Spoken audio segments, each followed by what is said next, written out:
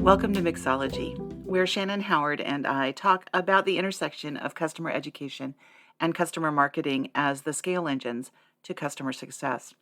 We are all about the marketing side this time, but it's internal marketing. How do we make sure we're getting the message out to our own teams, not just our customers? And our drink for this conversation is a Silver Fizz, the precursor to the Ramos Gin Fizz. It's a great end of summer drink. Here's the ingredients: 1 teaspoon white granulated sugar, 1/2 ounce lemon juice, freshly squeezed, of course, 2 ounces of London Dry or Old Tom gin, 1 ounce of organic egg whites, about 1 ounce is like 1 egg-ish, 1 to 2 ounces of club soda, chilled on the top. You'll need a shaker, some ice to add later, and a glass to put it all in. Add the sugar and lemon juice to the shaker and stir to melt the sugar. Add gin and egg white, no ice yet, and shake, shake, shake. Here's where you're foaming the egg white. Add the ice and shake again until you feel the chill on the shaker. Strain into a chilled 6 to 8 ounce Collins glass or glass of your choice. Top with club soda. Grab your drink, get comfortable, and join us as we talk about internal marketing. So welcome to our episode on internal marketing, and our mixology concoction today is the Silver Fizz. Of course, you see in the earlier part of the reel, you'll see the recipe and how to make it if you decide you want to make your drink, and we'll give you a minute pause. And now you should be back with your completed beverage of choice. And we're talking about internal marketing because it was a natural offshoot from the last topic we discussed, with the concept of building strategy, building vision. And then once you get into your roadmap and you really get in the weeds of the content, you then have to sell your decisions and your program to the rest of your organization. And so that's where internal marketing comes in. What else, Shannon? I had written down, it does not matter how good you are at the thing. So the thing could be customer education, customer marketing, name your job. If no one else knows how good you are at it, why it matters, and how you're producing value for the company. So that's why we're talking about internal marketing, because nobody knows what you do and why you do it until you tell them about it. There's that old phrase, right? If you build it, they will come. Nope. Field of dreams, take your, it existed before that, but that was the movification of the term. And the reality is that it doesn't always work that way, right? You have to give people the information so that they know what to do with it. And what that involves then really is kind of a 3-step process where you set up alignment with the organization by having a plan and getting it to the people. And then, of course, insinuating yourself in to all of the other departments that are going to be either assisting you or benefiting from the work that you do in some way. And then the third one is, when you win, let everybody know just as much, right? It's just as important that they understand the wins. And I'll argue then, when we get there to that point too, the losses. Mm-hmm. And popularize the content that you have. So let's go back then and start with that very first one about having the plan and how to share it. Mm-hmm. Yeah. For me, it started at SEDMA, right? At the SEDMA conference, Raghu Viswanathan from MongoDB did a great keynote where he talked, a theme that went through his entire presentation was alignment, and really understanding how what you do supports the rest of the organization. And we talked about that in the session on strategy, right? We talked about being in alignment with the organization. This is just a continuation of that. Build your plan and make sure that everybody is aware of what's going on with it. Mm-hmm. And all of, not all of the details, they're not all important, but they do need to understand what the goal is, what your measurements are, what's happening and how it's going to impact them in whatever way. It is change management at its finest. Mm-hmm. Yeah, I think that's the key to having a good plan, is that you socialize it and other people are aware of it. Because if you have a plan and no one knows, so that doesn't do you a lot of good. And it also just makes it hard, right? People will start to come to you with things and you might get, I don't know, frustrated, like, that's on my plan, it's on the roadmap, but how are people supposed to know if we don't tell them about it?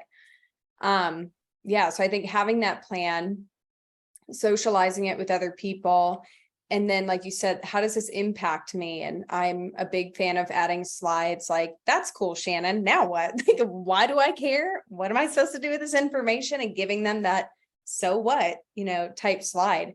And I think I've seen a number of people be just kind of funny with that. Just call it the so what slide. Like, okay, that's cool. What do I do with this information? Why should I care about it? Yeah. So just making sure that people are aware of it. And socializing that plan once you have it in place. And one of the things that I've learned being at Thought Industries is, as I meet up with some of the customers that I've been dealing with, many of them have that vision statement that is identical from one person to the next. The terminology may be a little bit different. They may use different words, but the underlying theme, the alignment with their strategy is completely identical. So if I'm talking to person A, right, to James, and James tells me what their company does and what they're doing and what their goal is with this particular project, and then I go and I speak with Grace, and Grace talks about what their goal is with this project, they're saying the same thing. Right? The words are the same. Their measurement ideas are the same. The structure of the program is the same. And we want that sameness because the repetition is how we learn. And if we want other people to learn about us, it's the same thing, right? We have to repeat the things we want them to learn over and over and over again. I feel like we might have talked about that before, that part of our jobs in education or in customer marketing is just educating people internally. What is this? What is this function? What do we do? Why does it exist? And that's part of that, having the plan, sharing it regularly, letting people know what your metrics are. What does success look like? Why is the company choosing to invest in this function? So that everybody has that same talk track and it becomes very clear who you are, what you do, why you do it. And then also when people should come to you. I think that's a good sign that you've done a good job of socializing when other people are coming to you to point something out or share ideas or bounce ideas around, things like that. I think then you've done a good job positioning yourself in the company as someone, to connect with, right?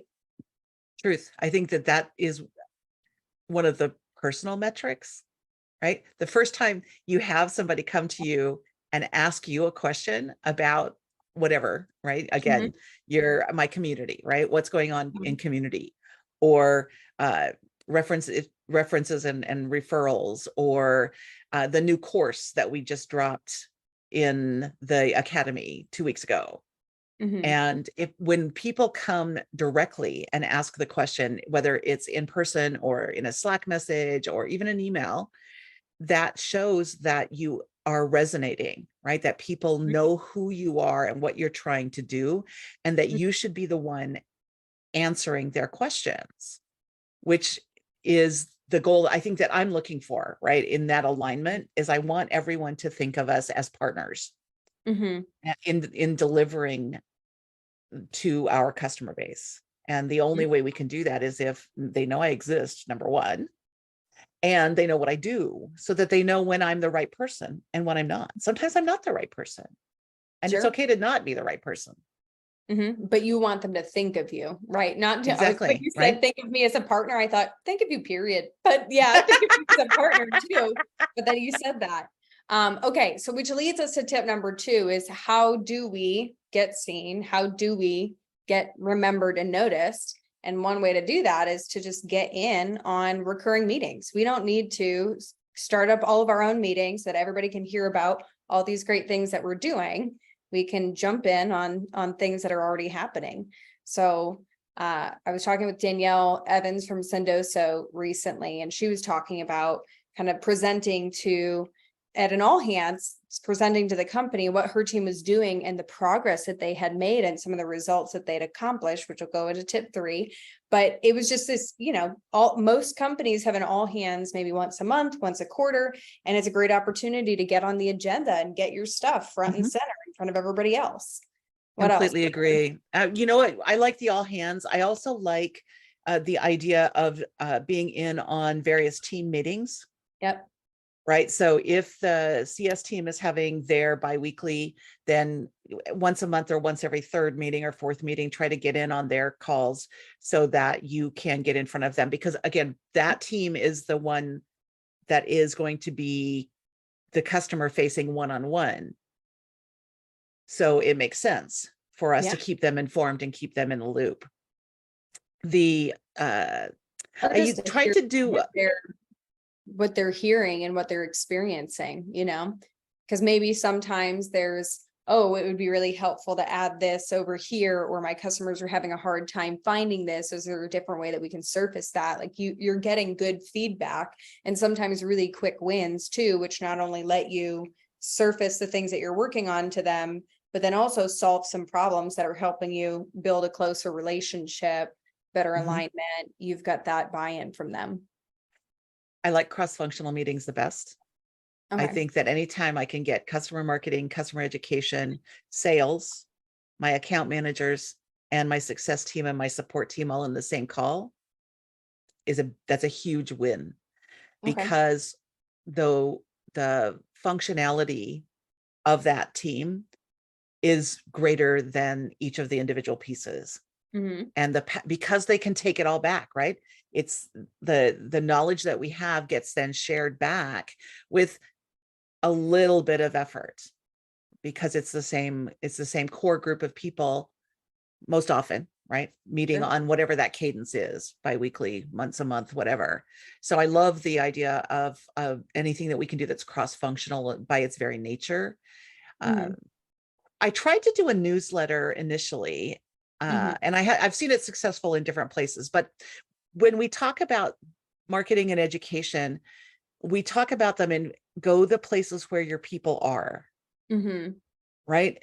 So part of that, get in front of them, right? Whatever that means, can mean participating in Slack messages that, like, every once in a while I come up with an answer and everybody's like completely surprised that it's a Kristine that's answering this question, because it's not, just happens that window was open and I knew where to go look for it. And yay, I came up with the answer in 30 seconds, where normally I wouldn't even bother to answer because it's not my question. But those kinds of communications, right? Wherever you are, if it's DMing people, if it's Slack or whatever the equivalent is, right? Teams, whatever you've got going on internally to work with, those are the methodologies that are going to get you in with the people that you need to know and that need to know you. It's not even that you need to know them in so much as they need to know you. And early on, we talked about the concept of personal branding and how important LinkedIn is and all that kind of thing. And that methodology plays out here too, right? We need to make sure that we're doing all of those things internally so that our teams will know who we are. Even Donut, right? Do you guys know Donut? Donut is like the add-in for working with Slack, one of them, and it works with others too, but where you just get randomly paired up with a CRO or the guy that is level 1 ticket support, or that the lovely individual that was the lucky one that built that last feature functionality that you raved so much about and you didn't even know it was them. Those kinds of activities mean that your reach is extended because you're meeting people outside of the normal pathways. And I think that's what tip 2 is all about, right? It's getting out there and getting in front of, that's the share it regularly part, right? Finding those resources internally and getting in front of people. So I think we could say under tip 2 of getting in on recurring meetings and share regularly is there are certain things already happening, whether they're smaller group meetings or all company meetings, and to not be shy about getting on the agenda for either one. There's, I would call it like ingraining yourself with other teams, where I'm a big fan of quick wins, answering questions, where you're right, you're building your personal brand and honestly your influence in the company. So I shared at a CE book club meeting recently that the president of a former company I worked for said, I don't consider a top performer to be the person who performs best on paper. He said a top performer's name will be spoken in rooms where they're not present about things that aren't even their job. Like they're just someone that gets talked about, like, oh, I was talking to Kristine the other day. I was talking to Shannon the other day. I was talking to so-and-so the other day. And those are the people that like when your name comes up in those conversations, and how important it is that our names come up in those conversations. And so sometimes that it isn't just like, hey, here's our roadmap, done my thing, you know, it's building those relationships around the company so that you have bridges to other teams and you have influence with other teams. So when you go to these meetings, people are really excited. Hey, everybody, Kristine's back and she's going to be talking, and people are so excited you're there because they see you as that partner, that trusted advisor, that influencer in the organization who, you know, makes things happen, solves all their problems, you know, creates all these great programs for customers, whether those are marketing education programs. So just really ingraining yourself with other teams and being front and center where people are thinking about you. So I think we could even just say, summing it up with being top of mind for people in the company, just being someone that people know and have seen, whether it's on Slack, you know, that internal, I'm started doing an internal newsletter, 92% open rate. So Yay about that. All right. But tip 3, this is my favorite one because I call it getting hype.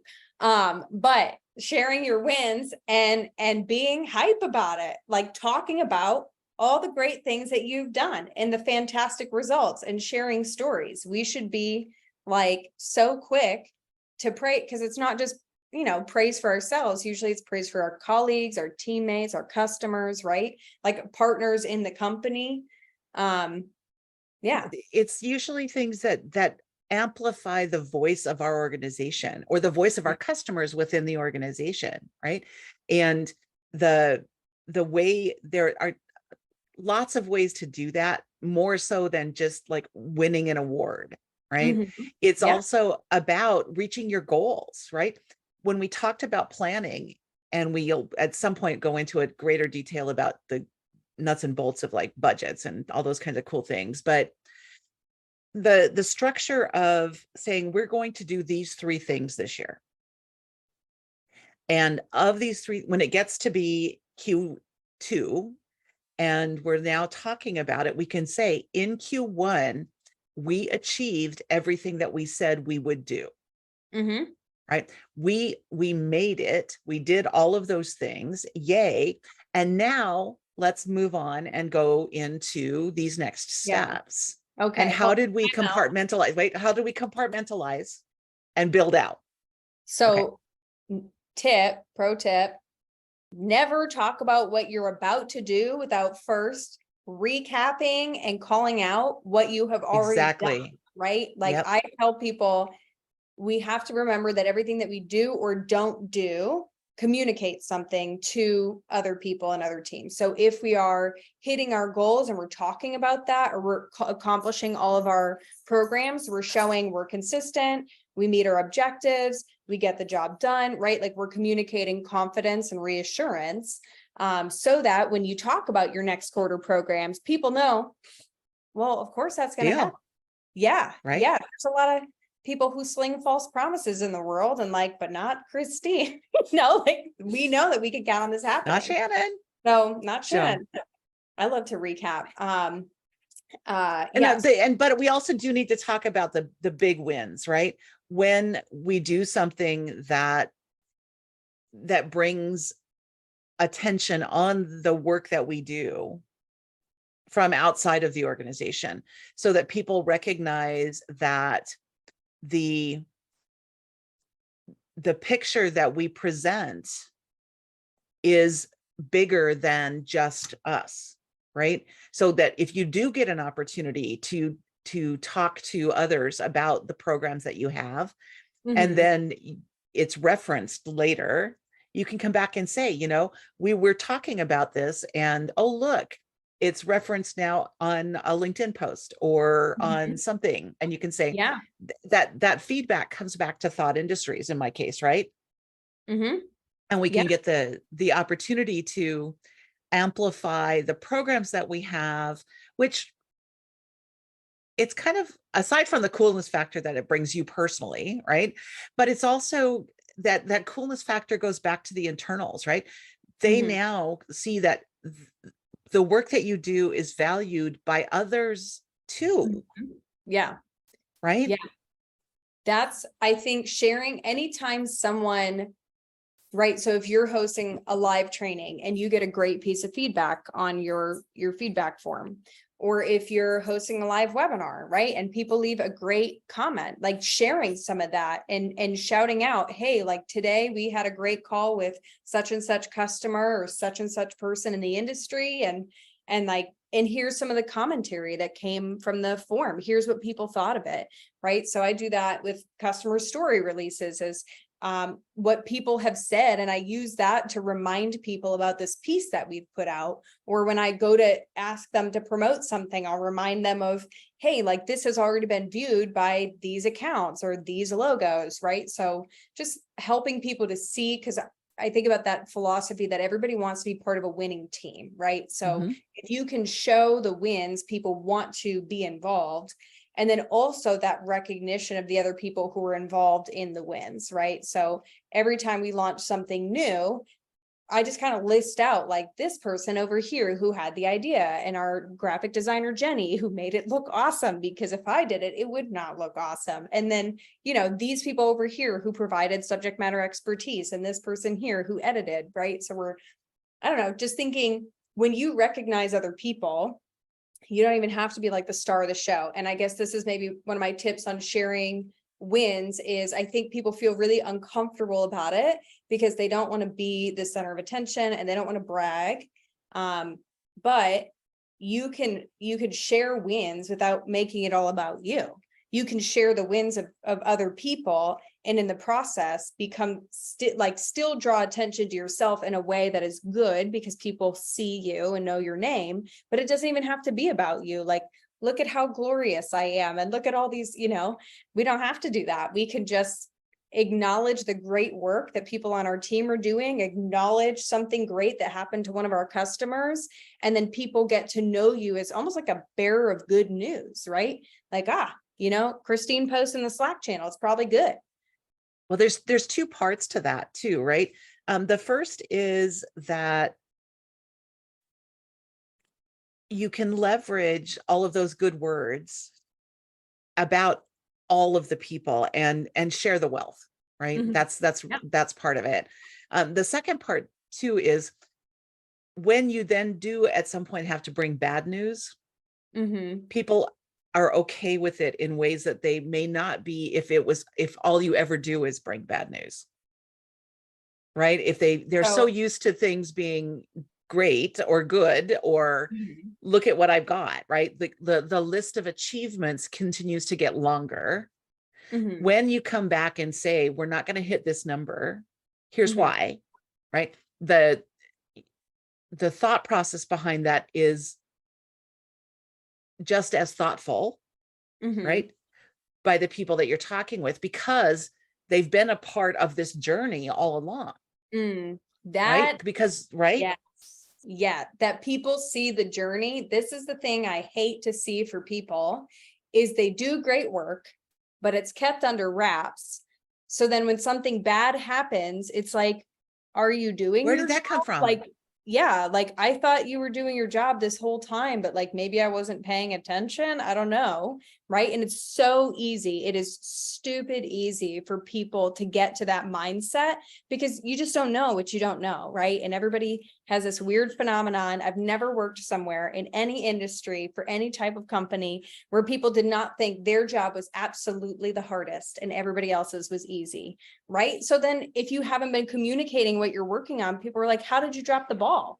But if they've been along for the journey, they're like, okay, I've seen the highs. It's fair that there would be some lows. I have some lows too. Totally get it. And there's a lot more grace for that. But Kristine, I want you to hit people with this quote that we totally need to put on a t-shirt about sharing your wins. Why is it so important that we share our wins, Kristine? Because I don't even remember what I said the first time. You said no one else is your PR team. There you go. No one else is your own PR team. So it's so we're lucky enough, right? We're lucky enough in customer education and in customer marketing to have the tools at our disposal to do these things, right? Everything that we need to make this happen exists most often in our own environments already. It's not like we're going to ask people for more resources to do these things. All we're doing is leveraging the tools that we have to get the message out, because no one else is going to do it. No one else. It's no one else's job. It's our job, right? Like part of the work is evangelizing your own work and letting people know what you're working on and how it's going. All right. So internal marketing, it's important because no one else is your PR team. You just got to be the voice. And to do that, you've got to get alignment, and then you have your plan, you share it regularly. You're getting in on those recurring conversations, you're front and center for people, you're top of mind. And then you're sharing wins and sharing updates, not just wins, but updates, right? Updates on your progress, on your performance, on metrics. Customer stories are always great. If you can pull a quote, share a snippet of a video in Gong, just literally anything that gets people excited. Here's the thing, like I used to do this when I worked for an online school, is I would share with my team something that a student had said. And I would tell people, like, you made this happen, whether you wrote the curriculum or you were the on-screen talent, or you set it up in the LMS, or you wrote the landing page for it, or you moderate a Facebook group, whatever your role is, this would not have been possible without you. And it's sometimes we get so wrapped up in the work that we forget you can actually make a difference in someone's day. And depending on your industry, totally change someone's life, so it's pretty cool. And we have the privilege and opportunity to hear that and then share it with other people, which is really cool and inspiring to keep people on track with the work that they're doing. And that's it, right? The alignment, tell the story of the journey to anybody that will listen, and even those people that won't listen. Look, our cat's interrupted. Maybe Kristine's going to chop it out. Can we Oh, see? sorry, Jumbo. He's so upset that I picked him up. He was napping. But bring in the pets. Call on the pets. They will help you spread your message far and wide, because people may not care about my face, but they love a cat or a dog. My dog. And I think we're gearing up for the big Christmas edition. I think we're going to aim for Santa hats on the cats, right? Here you go. Santa hats We'll on. see how That's the name of the episode. We'll see how that works. All right. So those are the tips. Internal marketing, it's important. Tackle the 3 steps, and we will see you next time. Bye, guys.